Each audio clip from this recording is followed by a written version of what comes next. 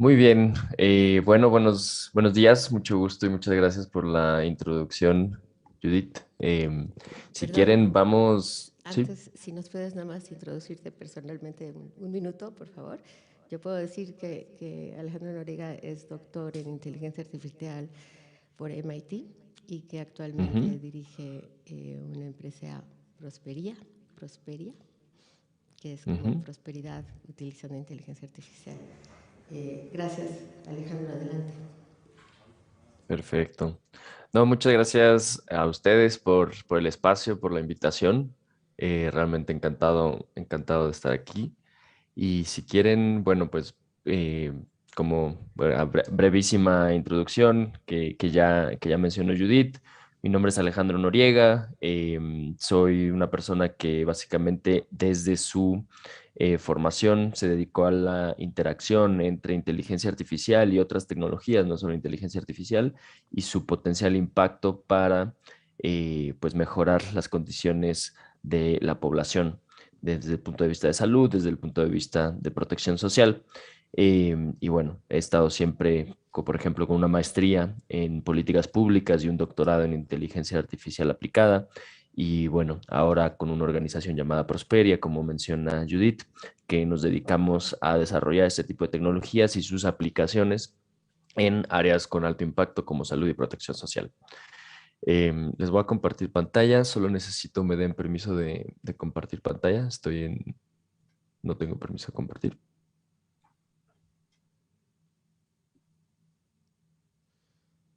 Déjenme volver a intentar. Aún no tengo permiso de compartir.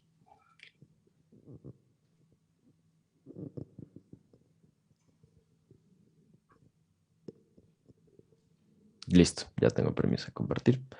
Muy bien. Entonces, déjenme hacer chiquito esto. Muy bien, déjenme comenzar la presentación. Vamos directo a los temas.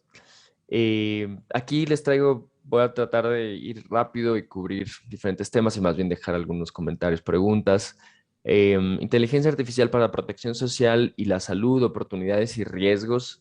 Voy a tratar de cubrir una aplicación en salud y una aplicación en protección social, que la verdad es que ambas son súper emocionantes y es bueno ver las dos porque son muy diferentes y nos hacen como ampliarnos la mente acerca del potencial que realmente tienen estas tecnologías, pues para avanzar objetivos de desarrollo sostenible.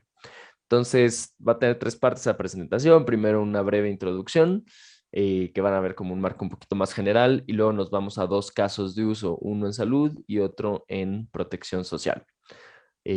Vamos para allá. Ok, sí. Ujú. Bueno, para empezar, pues podemos ver cómo se me hizo bastante útil esta gráfica que te pone los sectores de startups que utilizan inteligencia artificial a nivel mundial. Y pues vemos que la inteligencia artificial realmente está haciendo, pues está teniendo mucho impacto y está siendo transformadora y disruptiva en todo tipo de sectores. Por ejemplo, en salud, en finanzas, transporte, educación, gobierno y planeación urbana, en obviamente retail, en legal, etcétera, en comida y agricultura, en energía, en telecomunicaciones. Entonces realmente está siendo, pues tiene potencial en todas estas áreas, no solo potencial, ya está siendo disruptiva. Y dentro de ellas, pues nos podemos preguntar cuáles de estas están más alineadas con objetivos de desarrollo sostenible, como por ejemplo salud y protección social. Este es un poco el ejercicio que yo mismo hice cuando estaba dentro del doctorado, pensando en qué quería hacer después y bueno, tratando de identificar áreas que fueran realmente pues de alto impacto para utilizar estas tecnologías hacia eso. Obviamente, si le hacemos cada uno de estos sectores es un mundo. Si le hacemos zoom, por ejemplo, a un sector como el sector salud, hay montones de cosas que se están haciendo en temas de aplicaciones de inteligencia artificial, como por ejemplo en telemedicina, en chatbots con inteligencia artificial, en wearables, en por ejemplo, análisis de imágenes médicas, en temas más de análisis genético, etcétera. Entonces, nada más esto se los pongo para dar una perspectiva que realmente hay un mundo muy amplio allá afuera, de todas las aplicaciones que tienen este tipo de tecnologías y están siendo muy disruptivas. Eh, Dicho eso, si ahora lo pensamos como en el marco de los Objetivos de Desarrollo Sostenible, hay un paper bastante útil, interesante, que lo que hicieron fue un análisis muy exhaustivo de cada uno de los Objetivos de Desarrollo Sostenible y cómo estos podían estar, pues, digamos, cómo la inteligencia artificial podría ser un habilitador o un inhibidor de el progreso hacia estos objetivos. Y cada una de estas cajitas, por ejemplo, que están aquí en verde o en naranja o en gris, pues son los subobjetivos de, por ejemplo, el objetivo uno. Si ustedes conocen del tema, pues saben que los objetivos tienen subobjetivos.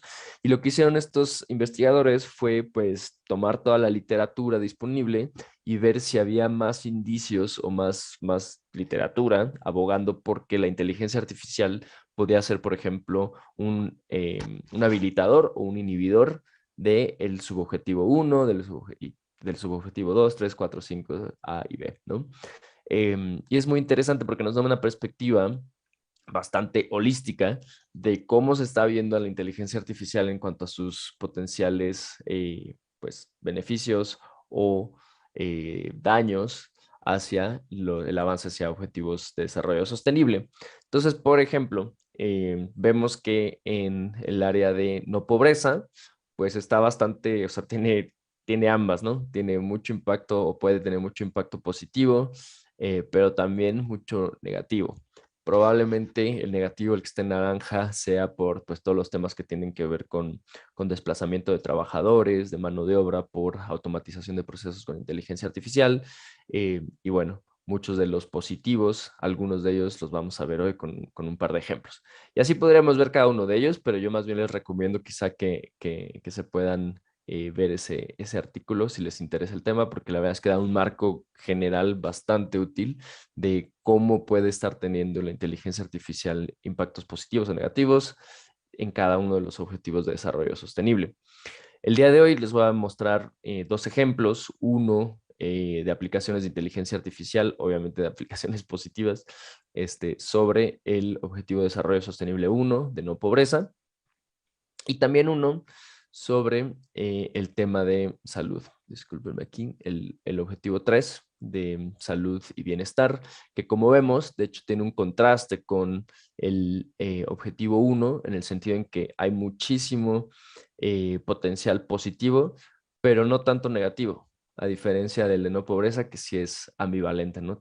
Puede tener hay sí, sus partes positivas y también sus riesgos, que es por eso le digo que es interesante este análisis, porque te va resaltando algunos de esos contrastes. Entonces, bueno, el día de hoy les voy a platicar de una aplicación de cada uno, y estos son nuestros casos. Vamos al caso uno. El caso uno es una aplicación de inteligencia artificial para el tema de pues, prevención, detección temprana de enfermedades crónicas y en particular de lo que les voy a hablar es pues para prevenir la pérdida de la vista, que la gente se quede ciega. Primero lo voy a motivar un poco, este caso, para ver cuál es el problema y luego cómo es que la inteligencia artificial está aportando soluciones que realmente pueden tener mucho impacto social en términos de salud. Eh, para motivarlo, y voy a ser breve en la motivación, bueno, en el mundo hay 260 millones de personas afectadas gravemente por problemas de la visión, y por problemas de la visión no es necesitar lentes que no se corrigen con lentes, sino realmente problemas ya médicos más graves, como por ejemplo el glaucoma, la degeneración macular, la retinopatía diabética y las cataratas. Em, y algo muy importante es que estas patologías son no reversibles. Quiere decir que una vez que te quedas ciego o tienes un daño grave de tu vista, no se pueden revertir. Estas son las principales cuatro causas de ceguera irreversible. La única que no está aquí de las que mencioné antes es la catarata, porque la catarata sí te la operas y vuelves a ver. Pero todas estas, no. Una vez que pierdes la vista o tienes un daño importante de la vista, ya no hay mucho que se pueda hacer para revertirlo. Entonces son no reversibles, pero sí se pueden detener a tiempo si las detectas antes de que causen el problema de la vista. Y la prevalencia es enorme. Aquí estamos viendo millones de personas en México que tienen estas condiciones, que están en riesgo de perder la vista, ¿no? Por ejemplo, 8 millones con degeneración macular asociada a la edad, 5 millones con retinopatía diabética, que es la ceguera diabética, también se le conoce. En México, como sabemos, somos un país de diabéticos y una de las principales consecuencias físicas que tienen los diabéticos, muy lamentablemente, es que pierden la vista. Entonces, bueno, eso es un poquito de motivación. Y ahora, ¿cómo puede entrar la inteligencia artificial? ¿Cómo está ya entrando la inteligencia artificial aportando soluciones? No es una solución, no es una bala de plata, pero sí empieza a aportar soluciones muy interesantes con impacto. Pues bueno, el problema es que nadie se detecta a tiempo este tipo de padecimientos. Y déjenme, si quieren, me regreso a esta gráfica. Por ejemplo, todas las personas con diabetes, acorde a la OMS, se deberían de estar haciendo un estudio oftalmológico cada año. Sin embargo, eso no sucede en México definitivamente porque los oftalmólogos, pues no hay suficientes oftalmólogos para que todas las personas con diabetes estén haciendo ese examen de rutina. Y ese examen de rutina tiene una razón, y es que si tú detectas a tiempo en el ojo de la persona, en las imágenes de retina, si detectas a tiempo que ya está teniendo avances de la enfermedad, esos avances son silenciosos, todavía la persona ve perfecto, pero si los dejas avanzar, pues va a llegar un momento en que, pum, va a ser más repentino la pérdida de la visión. Y entonces estas revisiones periódicas son para detectarlo a tiempo, y si lo detectas a tiempo que tienes una persona que tiene estos inicios, pues entonces hay tratamiento para que no evolucione hacia la ceguera. Y por eso son estos estudios de rutina que no se realizan en casi ningún país, como en México. Y esto lo que causa, pues, es que la persona va al oftalmólogo cuando ya se quedó ciega, no cuando todavía ya era detectable y tratable y prevenible, pero todavía no tenía consecuencias de la vista. Y de ahí es que surge un caso muy interesante de uso de la inteligencia artificial, que es, oye, ¿y qué tal si podemos automatizar este estudio que se le llaman tamizajes o en inglés screenings? Este tamizaje visual en donde se pueda automatizar para que realmente podamos llegar a esos millones de mexicanos que necesitan o de personas en el mundo que necesitan estarse haciendo estos exámenes de rutina y no se los hacen, hacerlo mucho más sencillo, mucho más económico y no dependiente de ese recurso muy limitado que son nuestros oftalmólogos. Y eso es precisamente lo que está haciendo la inteligencia artificial. Se han desarrollado sistemas que permiten tomarle una fotografía al ojo de la persona. De hecho, es adentro del ojo de la persona. Esta es una imagen de retina que están viendo en pantalla. Y en la retina, pues básicamente con la imagen de la retina, automatizar lo mismo que hace un oftalmólogo experto, un retinólogo, de hecho, que te puede ver si tienes marquitas de diferentes colores, de diferentes tamaños, de diferentes estilos, si es en las venas y dónde están ubicadas. Hay toda una ciencia oftalmológica, evidentemente, que no es tan sencilla, que permite del análisis de la retina, pues determinar si una persona tiene diferentes padecimientos y qué grado de avance de esos padecimientos. Y dependiendo de lo que resulte de ese análisis, pues entonces puede ser urgente canalizar a esa persona a atención médica especializada para pues empezar su tratamiento y no quedarse ciego o ciega, básicamente. Y eso es lo que se ha logrado hacer con inteligencia artificial, en donde, bueno, se toma la fotografía es analizada con un algoritmo de inteligencia artificial que es igual de preciso que un oftalmólogo entrenado, y pues dependiendo de lo que resulte del examen, ya se le manda a la persona a su casa, que es la mayoría de las veces. No tienes el problema, vuélvete a hacer el examen en un año, o si sí tienes el problema, pues entonces canalizarlo de inmediato a tratamiento para evitar pues la pérdida de la vista y todas las consecuencias humanas, sociales y económicas que tiene pues tener una persona, por ejemplo, de 40, 45 años que pierde la visión. Em, Muy bien. Esto me lo voy a saltar. Bueno, lo que permite esto realmente es democratizar el acceso a servicios de salud, incrementando el acceso, también incrementando la velocidad de la detección y, bueno, muy importante, conectar a los pacientes con el tratamiento oportuno, porque de nada sirve detectarles el problema si no tienes el canal para empezar un tratamiento, ¿no? Entonces, por eso también es muy importante saber que la inteligencia artificial no es una bala de plata, sino es un elemento que permite sí hacer disrupción importante en este caso, el sistema de salud, pero que necesita evidentemente insertarse en procesos holísticos que realmente resuelvan los problemas, ¿no? Ya para terminar, les platico que esto es una realidad. En México, por ejemplo, hay una organización, Prosperia Salud, que desarrolló este sistema y lo ha estado aplicando en zonas tanto rurales como urbanas, en campañas, con diferentes aliados, como por ejemplo en zonas urbanas con aliados como Devlin, en zonas rurales pues inclusive con aliados como centros de trabajo, por ejemplo constructoras que tienen obras en zonas rurales. Y a través, pues realmente ya está teniendo impacto a través de más de 700 campañas de screenings, de tamizajes, en todo tipo de lugares no tradicionales, y por eso digo que es disruptivo y la inteligencia artificial te permite esta disrupción, pues se ha podido llevar a puntos no tradicionales, o sea, no en los hospitales, no en las clínicas especializadas, sino en farmacias donde los diabéticos compran sus medicinas, en ópticas, en clínicas geriátricas, que es para adultos mayores, porque los adultos mayores son víctimas de este tipo de enfermedades, de medicina familiar, clínicas de diabetes, sitios de trabajo, etcétera. 700 campañas en donde el tamizaje va a las personas en vez de que las personas vengan al tamizaje, lo cual permite realmente detectar a muchísima gente que ya tenía el problema y que no sabía y por lo tanto estaba camino a una pérdida de la vista. Se han en la Ciudad de México este año, por ejemplo, con estos sistemas, pues tamizado a más de 15,000 personas, que todavía eso puede crecer 100 veces más, pero se han tamizado ya 15,000 personas, y de esas, pues realmente ya se estima que se han evitado al menos 1,500 personas de pues tener consecuencias graves de su vista por estas intervenciones, detección y intervención temprana, lo cual es pues el objetivo justamente, ¿no? Entonces, bueno, ese es este caso de uso en salud, que creo que es muy claro, muy objetivo y ilustra, así como está este, pues obviamente ahora lo pueden pensar con otras cosas, como cáncer de mama, como otro tipo de tamizajes médicos y casos de uso de intervención temprana, ¿no? Y todo eso en el mundo de la salud. Sin embargo, pues espero que vengan listos con, este, con un mente flexible, porque los voy a saltar a otro campo completamente diferente que no tiene que ver con salud, pero que también es una aplicación de la inteligencia artificial con mucho impacto y que pues me gusta que sea muy diferente también porque ayuda como a entender ese espectro amplio de posibilidades y de oportunidad. Entonces vamos a este caso número 2. Y este es un caso de la inteligencia artificial y otras tecnologías. De nuevo, un mensaje importante que quiero resaltar es que la inteligencia artificial sola no hace nada, es en conjunción con otras tecnologías que realmente tiene impacto.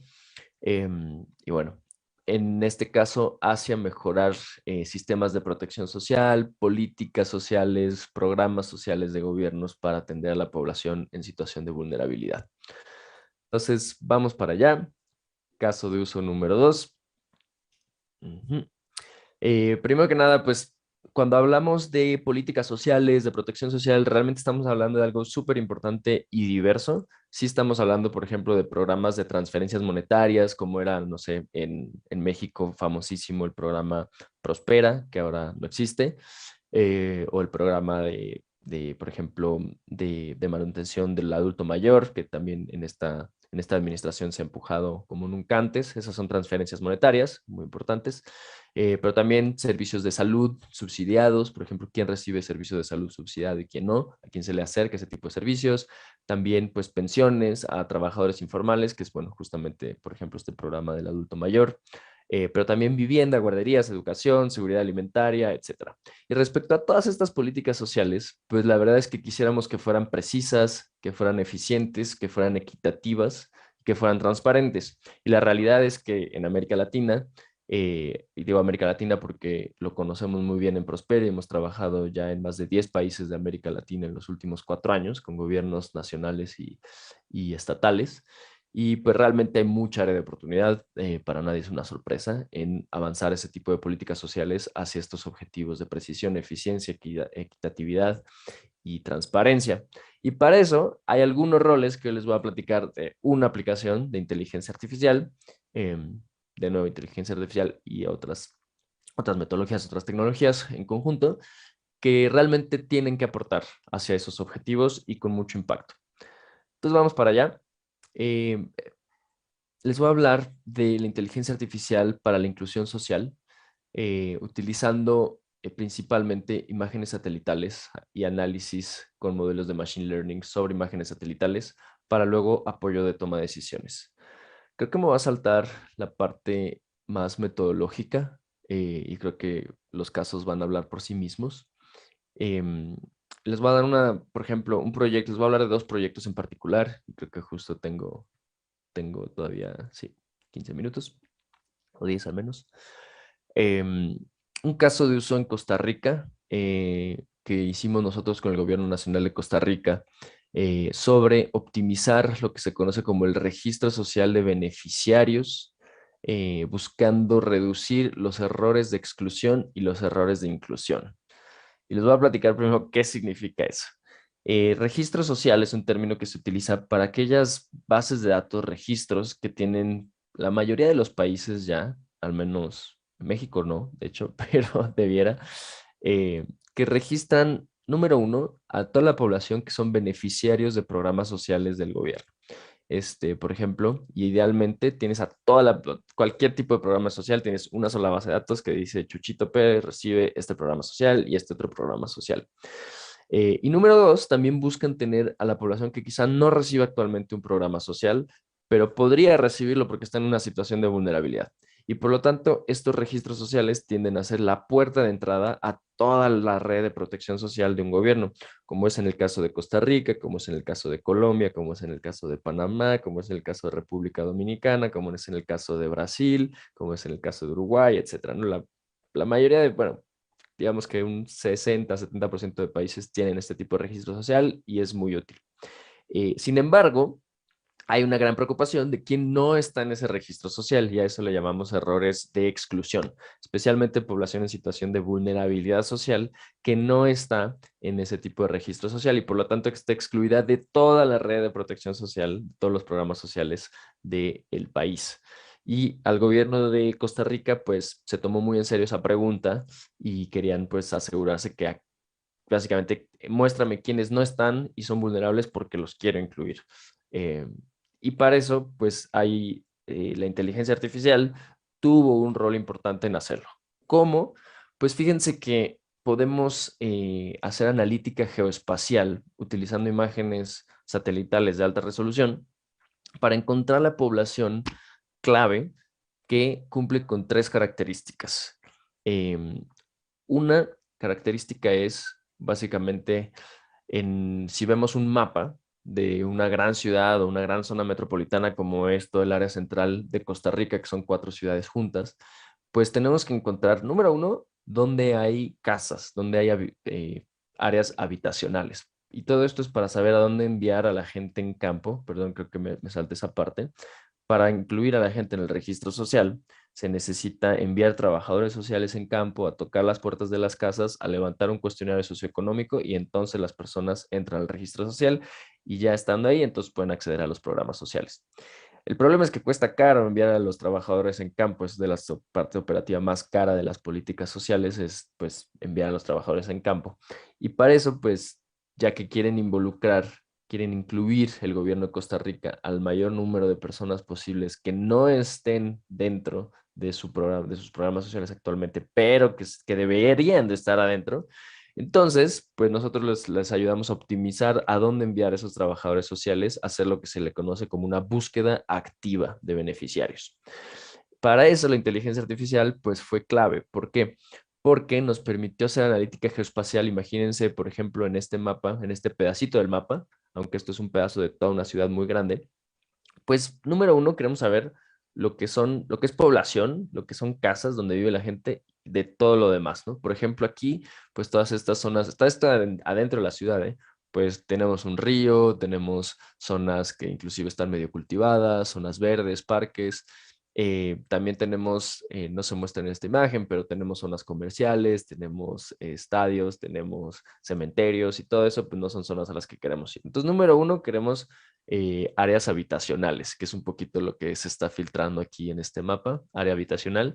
Y para eso tenemos un modelo de inteligencia artificial que ve la imagen y te dice, aquí es habitacional o no es habitacional. Bien, primera condición. Segunda condición, queremos que haya alta probabilidad de pobreza o pobreza extrema en cada una de esas celdas, ¿no? En cada uno de estos cuadraditos que tenemos aquí, al menos en aquellas que queremos visitar. Y para eso también se desarrolló un modelo de inteligencia artificial que observa la imagen de alta resolución y hace un estimado de qué tan probable parece ser que la población que vive en esa celdita esté en situación de pobreza o pobreza extrema. Aquí estamos coloreando, de hecho, por el resultado de ese modelo de inteligencia artificial y vemos cómo pues de un lado del río nos pone a todos en verde, que quiere decir baja probabilidad de inteligencia artificial, y en efecto creo que se alcanza a ver que son casas grandes, impermeabilizadas, espaciadas, con un diseño pavimentadas, inclusive aquí vemos que tiene una casa club con una alberca, etcétera, y del otro lado del río tenemos una situación completamente opuesta, ¿no? Que es un asentamiento informal, con alto hacinamiento, materiales informales, no tienen muchas veces ni siquiera accesos, probablemente no tengan servicios, no tiene un diseño, es un crecimiento orgánico, demás. Entonces, pues esta información es clave porque las características idóneas de a dónde enviar a los trabajadores sociales son que haya casa habitación, que haya alta probabilidad de pobreza y número tres, ya para terminar, que no haya cobertura actual del registro social. Muy bien. Entonces eso hicimos y les detectamos pues clústeres que cumplían con las tres características, como por ejemplo este clúster que está aquí, que fue identificado con esta metodología, que es un asentamiento informal que está ahí adentro de la ciudad, pero está muy escondido, está ahí al lado de un río, atrás de un centro comercial enorme, entre un centro comercial y un área industrial, entre zonas de viviendas de clase media, y pues tienes este lugar de 200, 300 familias viviendo en situación de pobreza o pobreza extrema, que fue bien identificado pues por esta metodología y que no tiene actualmente beneficiarios, ¿no? Que es la clave. Y entonces pues se hace candidato ideal para enviar ahí una campaña de trabajadores sociales a hacer registro activo. Así tenemos otros que están atrás del aeropuerto, etcétera. Fue muy exitoso este proyecto. Y bueno, pues un ejemplo claro de aplicación de estas tecnologías para impacto social, en este caso, inclusión social. Em, Déjenme ver nada más cómo voy de tiempo. Muy bien, 5 minutos más. Bueno, otro proyecto que justo es más reciente, se acaba de terminar con resultados muy frescos y en colaboración precisamente con el Centro Latam Digital, es similar, pero lo llevamos un paso más allá inclusive. En este proyecto fue sobre la Ciudad de México. Se los platico rápidamente. Se hizo un mapeo de probabilidad de pobreza muy similar, bueno, de las dos, de área habitacional y de pobreza, muy similar a lo que les mostré en Costa Rica, para toda la Ciudad de México, que ustedes saben que es un lugar muy grande. Este, pero se fue un paso más allá. En este caso, ya que tenemos, aquí muestro los resultados de ambas cosas. En rosado están las zonas con alta probabilidad de pobreza o pobreza extrema. En verde las que no. Ya están filtradas aquellas que no tienen área habitacional. Pero fuimos un paso más allá y estos puntos azules que ven son los lugares en donde se han ubicado los centros pilares del gobierno de la Ciudad de México, que probablemente sepan lo que son centros que buscan dar todo tipo de servicios a la ciudadanía de forma gratuita. Y bueno, la estrategia del gobierno evidentemente es focalizarlos donde hay población en situación de vulnerabilidad social. Y fue muy interesante ver esto, que yo nunca he visto un mapa como este, pero la verdad habla, si alcanzan a ver, que casi en cualquier zona que está en rosado, todo esto es Iztapalapa, por ejemplo, todo esto es el sur de la ciudad, todos los pueblos, aquí es las partes más altas de Álvaro Obregón. Esto, por ejemplo, esta mezcla es Álvaro Obregón, que es una mezcla de que tiene rosas y verdes, y si conocen a Álvaro Obregón, pues saben que es justamente así, esa mezcla de niveles socioeconómicos. Y algo súper interesante es que vemos cómo, la verdad, el gobierno de la Ciudad de México parece que ha hecho un gran trabajo en donde en casi cada lugar de áreas rosadas, pues tienen un punto azul cerca, que quiere decir un centro pilares cerca.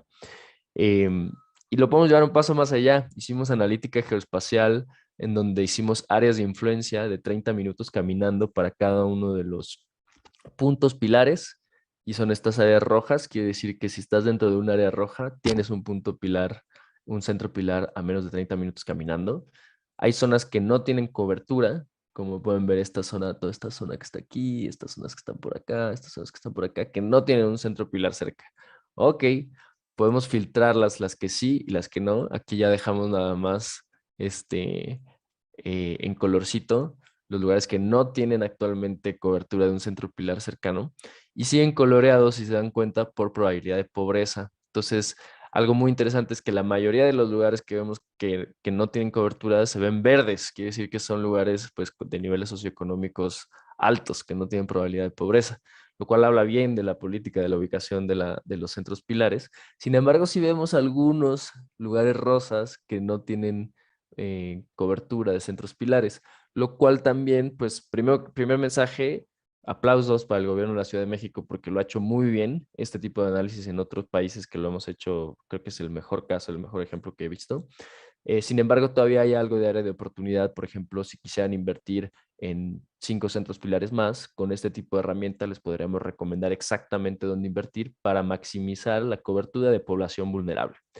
Eso hicimos un algoritmo de recomendaciones y, por ejemplo, estos puntos rojitos que aparecieron aquí son 8 centros pilares que recomendaría este algoritmo de optimización. Y es muy interesante explorar algunos de ellos, por ejemplo, este que surgió aquí, que está al lado de Palmas, de la calle Palmas que probablemente conozcan, pues es chistoso porque dije, en Palmas, ¿cómo vas a poner? Pero es cierto que parece que hay un poquito de color rosado ahí. Me acerqué a verlo y resulta, aprendí algo de mi ciudad. Resulta que hay una isla ahí entre, pues básicamente entre una de las zonas más, de mayor nivel socioeconómico del país. Pues hay todo pues una colonia, una isla, que nosotros le decíamos una isla de nivel socioeconómico bajo, que es esta que alcanzan a ver aquí, que realmente pues está medio ignorada actualmente por la focalización de los centros pilares, pues por lo mismo, porque es quizá difícil, no sé, si haces un análisis de pobreza que no es con imágenes satelitales, que es a nivel de áreas más grandes, pues quedan ocultas este tipo de poblaciones, porque si sacas un promedio de el nivel socioeconómico de un área más grande, pues se va a ver no se va a alcanzar a ver que aquí tienes pues un grupo grande de población en situación de vulnerabilidad social y por lo tanto, pues al menos hasta ahora no tienen un centro pilar cercano. En cambio, toda esta metodología que tiene mayor resolución geoespacial, pues sí los detecta y por eso nos acaba recomendando aquí un punto pilar. Y bueno, con eso termino. Más que nada, darles las gracias por el espacio. Si aquí está mi dato de contacto, si tienen alguna pregunta, si tienen alguna idea de colaboración, etcétera, siempre son bienvenidas las ideas. Y bueno, de nuevo, gracias por el espacio y le regreso la palabra a mis compañeros. Muchas gracias. Alejandro, no sé si hay una pregunta, pero no sé cuánto tiempo tengas, pero yo tengo una rápida.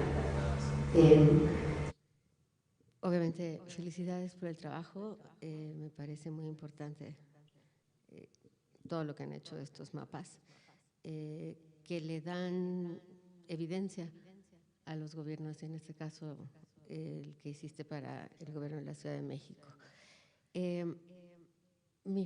Una de mis preguntas sería, ¿qué sigue? ¿No? ¿Cómo poder convertir esto en indicadores que pudieran ser útiles para los gobiernos de diferentes ciudades y de esa forma poder contribuir más al desarrollo? Sí, gracias por la pregunta. Realmente yo creo que el mayor reto es la adopción. En cuanto a hacer indicadores útiles, pues como vimos, ya se está llegando a cosas, obviamente hay refinamientos que hacer, pero ya se está llegando a cosas pues muy útiles. Estamos llegando a recomendaciones concretas sobre políticas sociales concretas que podrían ser implementadas de inmediato. Si, por ejemplo, si fueras la directora de los centros pilares, pues podría decir, muy bien, sí estamos pensando en abrir otros 5 centros pilares el siguiente año, pues vamos a tomar en serio este tipo de metodologías, este tipo de recomendaciones y vamos a analizar si estas recomendaciones son buenas y si sí, pues lo hacemos así. Y si lo hicieran, pues estarían maximizando el impacto con su inversión, porque aquí obviamente no hay que ser ingenuos, hay un costo de invertir y pues de cada 100,000 pesos que invirtieran en un nuevo centro pilar, pues estarían llegando a más gente que hoy no tiene acceso a un centro pilar, ¿no? Entonces creo que realmente estamos prácticamente ahí. Lo que es mayor reto es la adopción, tal vez, ¿no? Cómo llegar a los tomadores de decisiones, cómo llegar en el momento correcto en el que se están tomando las decisiones y pues cómo dar pues esa transferencia de herramientas y ese, a veces no es el caso de la Ciudad de México, pero sí es el caso en otros gobiernos, pues ese cambio de a veces la forma de hacer las cosas, ¿no? De hacerlas más llevada por evidencias, de política llevada por evidencias, de política que pueda ser asistida por este tipo de información, pues para maximizar el impacto de las mismas, ¿no? Gracias. No sé si hay una pregunta en YouTube o en el público. Sí, adelante. Hola, gracias. Escucho un poco fuerte. ¿Han aplicado estas metodologías en México? O sea, bueno, particularmente en Ciudad de México mencionan, pero ¿qué resistencias han encontrado en la parte política para aplicarla? ¿O cuál ha sido el problema para implementarlas? O no sé, ¿cuál ha sido esa experiencia ya de llevarlo a la práctica? Particularmente en México, Súper. pero si hay alguna otra experiencia interesante de otro contexto que quieran platicar, bienvenida. Gracias, gracias. Fíjate que nosotros, por azares del destino, llevamos trabajando más fuera somos la mitad mexicanos, pero llevamos trabajando unos 3 4 años principalmente fuera de México, en países de América Latina. Y entonces la mayoría de nuestra experiencia está en países de América Latina. Y ahí hemos visto de todo. Hemos visto lugares con mucha resistencia, hemos visto todo lo contrario. Ejemplos son el caso de Costa Rica. Costa Rica es un país con gran apetito de hacer bien las cosas y de ser innovadores. Y bueno, en algunos otros gobiernos ha sido más difícil. En el caso de México, con el gobierno de la Ciudad de México no tenemos una relación formal actual, pero sí han habido casos de adopción muy bonitos, por ejemplo, con el gobierno de Jalisco. El gobierno de Jalisco es un gobierno con el que también empezamos este tipo de trabajos y estamos actualmente justo, pues está empezando a así tener influencia en decisiones como, por ejemplo, dónde invertir en escuelas para aumentar, por ejemplo, la capacidad de escuelas de media superior o dónde focalizar algunas políticas sociales como son los polos de desarrollo, que es una de las políticas sociales más importantes del gobierno de Jalisco, ¿no? Entonces yo diría que evidentemente pues el gobierno de Jalisco se ha caracterizado por ser un gobierno que le gustan estas tecnologías, que le gusta utilizarlas para tomar decisiones informadas por evidencia.